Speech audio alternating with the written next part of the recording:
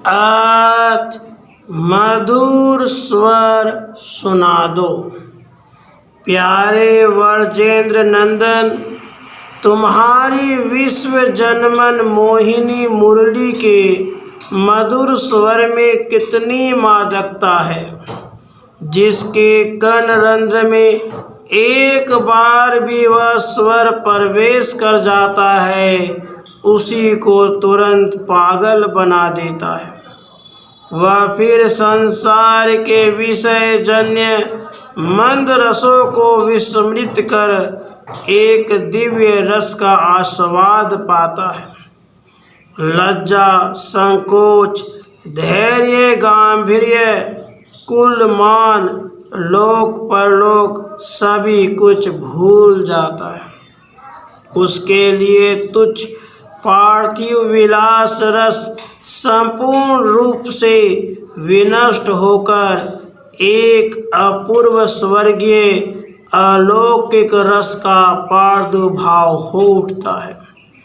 उसकी चित्तवृत्तियों की सारी विभिन्न गतियाँ मिट जाती हैं और वे सब की सब एक भाव से एक ही लक्ष्य की ओर एक ही गति से प्रवाहित होने लगती है।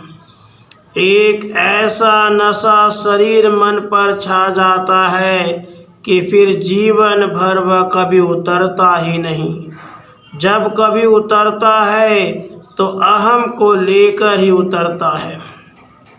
जिस शुभ क्षण में वर्जमंडल में तुम्हारी वंशी बजी, उस क्षण वर्ज के प्रेमी जीवों की क्या दशा हुई थी, इस बात का मधुर अति मधुर अनुभव उन्हीं सौभाग्यशाली भक्तों को होता है। हम लोग तो उसकी कल्पना भी नहीं कर सकते, पर सुनते हैं तुम्हारी उस वंशी ध्वनि ने जड़ को चैतन्य और चैतन्य को जड़ बना दिया था। सारे कामियों को विशुद्ध प्रेमी बना दिया था।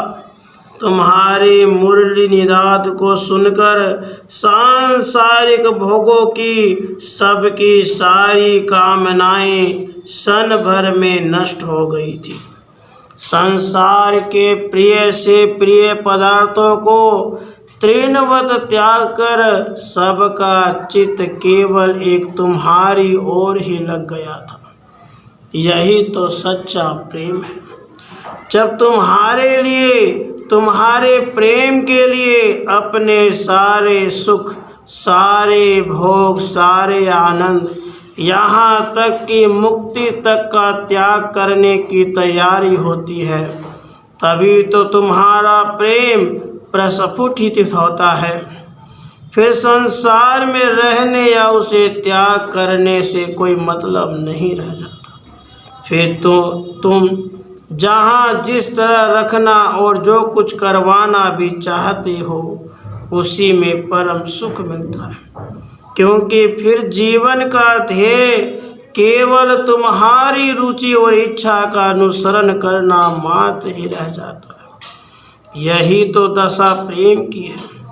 भोग में रहकर भोगों को अपना भोग्य न समझना, संसार में रहकर संसार को भूल जाना, जगत में रहकर अपने आप को सारे जगत सहित तुम्हारे चरणों में अर्पण कर देना, केवल तुम्हारा होकर तुम्हारे ही लिए जीवन धारण करना और संपेरे की पुंगी ध्वनि पर नाचने वाले सांप के समान निरंतर परमत होकर वंशी ध्वनि के पीछे पीछे अपरमत रूप से नाचना।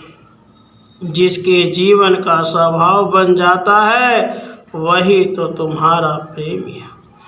कहते हैं फिर उसको तुम्हारी वंशी ध्वनि नित्य सुनाई देती है। सन सन में तुम्हारा मनमोहन मुरली स्वर उसे पथ प्रदर्शक की मशाल के समान मार्ग दिखलाया करता है। वे प्रेमी महात्मा धन्य हैं जो तुम्हारी इस प्रकार के प्रेम को प्राप्त कर त्रैलोक के पावन पदवी पर पहुंच चुके हैं। हम तो नाथ इस प्रेम पाठ के अधिकारी नहीं हैं। सुना है परम वैराग्यवान पुरुष ही इस प्रेम पाठशाला में प्रवेश कर सकते हैं, नहीं तो यह प्रेम का पारा फूट निकलता है और सारे शरीर मन को सत विसत कर डालता है। प्रेम का पारा वैराग्य से ही शुद्ध होता है।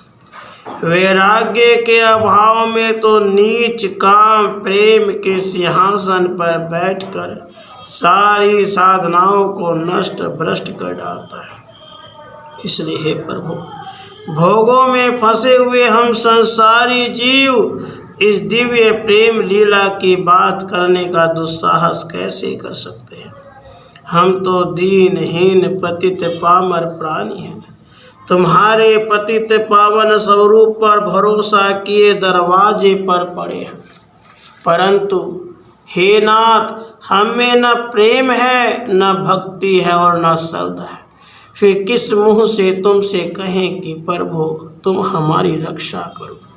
तुम भक्तों के परम सखा हो, जो जगत का सारा भरोसा छोड़कर केवल तुम्हारी दया पर ही निर्भर करते हैं, उनकी तुम रक्षा करते हो। हम तो संसार आसक्त भक्ति विहीन दिन प्राणी हैं कि साहस से तुमसे उद्धार के लिए प्रार्थना करें, परंतु नाथ तुम दीनबंधु हो, तुम अनाथ नाथ हो, तुम अकारण ही कृपा करते हो। सुना है कि तुम केवल दुखियों और दुराचारियों का दया या दमन के द्वारा परित्राण करने के लिए ही जगत में बार बार अवतार लेते हो। प्रभु, हम सा दुखी और दुराचारी और कौन होगा। दुखियों के दुख और पतितों के पातक तुम्हारे सिवा कौन नाश करेगा। तुम ही तो अशरण के शरण और अनाथ के नाथ हो। तुम ही तो अगति के गति और निर्बल के बल हो। तुम ही तो स्नेहमयी जननी की भांति अपने दुर्गुण संतान से प्यार करने वाले हो। प्रभु बताओ, तुम्हें छोड़कर इस विपत्ति पंख से निकलने के लिए किसको पुकारे। ऐसा कौन है जो तुम्हारी तरह बिना ही हेतु दया करता है। प्रभु, हम इस दुख सागर से पार करो, बचाओ। नाथ, तुम्ही ने पापा नल से संतप्त पतित अजामिल को एक ही नाम से प्रसन्न होकर पावन कर दिया था। तुम्ही ने जल में अनाथ की भांति डूबते हुए गजेंद्र की दौड़कर रक्षा की थी, और तुम्ही ने भरी सभा में विपत्तिग्रस्त द्रौपदी की लाज को बचाया था। इसलिए हे दनबंधु, अब तुम अपनी ओर देखकर ही हमें अपनाओ। हे नाथ, दया कर एक बार तुम्हारी उस मोहिनी मुरली का वह उन्मादकारी मधुर स्वर सुना दो, जिसने व्रज वनिताओं को श्री कृष्ण गत प्राणा बना दिया था। राधे कृष्ण, राधे